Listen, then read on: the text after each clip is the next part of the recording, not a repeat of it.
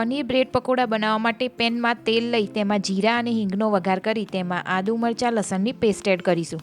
પછી તેમાં હળદર એડ કરી બાફેલા બટાકા મેશ કરીને ઉમેરી દઈશું. ત્યારબાદ તેમાં મીઠું, મરચું, ધાણા જીરું, ગરમ મસાલો, ચાટ મસાલો, કોથમીર અને લીંબુનો રસ એડ કરી બધું જ બરાબર મિક્સ કરી લઈશું.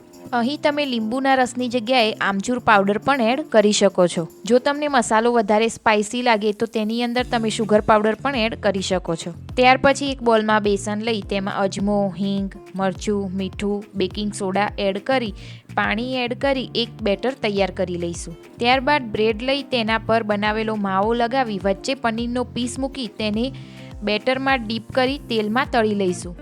તળતી વખતે ખાસ બાબતનું ધ્યાન રાખવું કે ગેસની ફ્લેમ હંમેશા મીડિયમ ટુ હાઈ રાખવી જેથી બ્રેડ તેલ વધારે ન પી જાય. જો તમે તેલમાં મીઠું એડ કરશો તો બ્રેડ તેલ ઓછું પીશે.